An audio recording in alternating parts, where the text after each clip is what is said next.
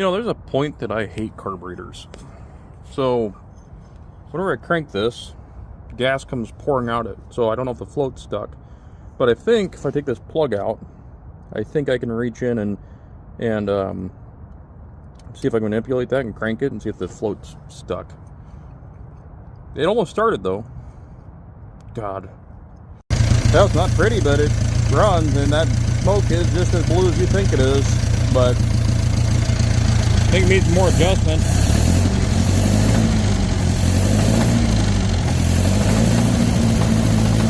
I don't know if that's going to clear up.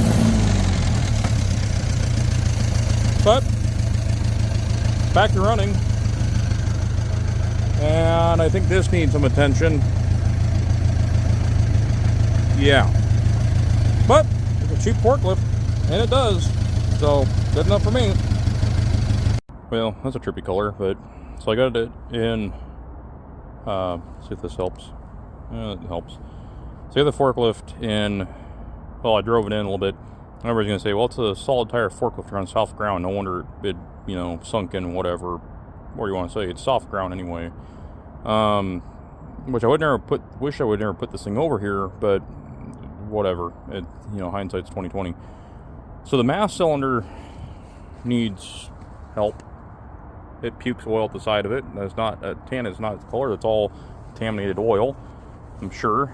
It looks like a milkshake. So I tied it off to a tree and basically used the forklift to pull itself up out of its hole.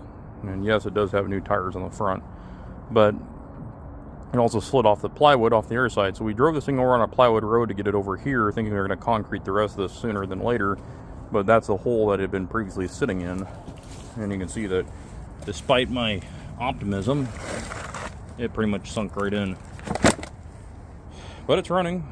You can say whatever you want about my crappy equipment, but crappy equipment, it's like you're like an old guy, right?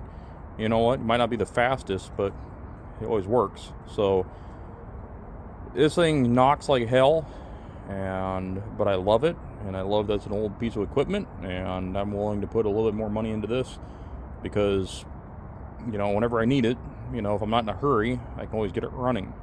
And I bought this about 5 years ago. I wanted a forklift and this fit the budget, and so here it is. So no complaints. So Millennial working on an updraft carburetor, and that's what I'll name the video.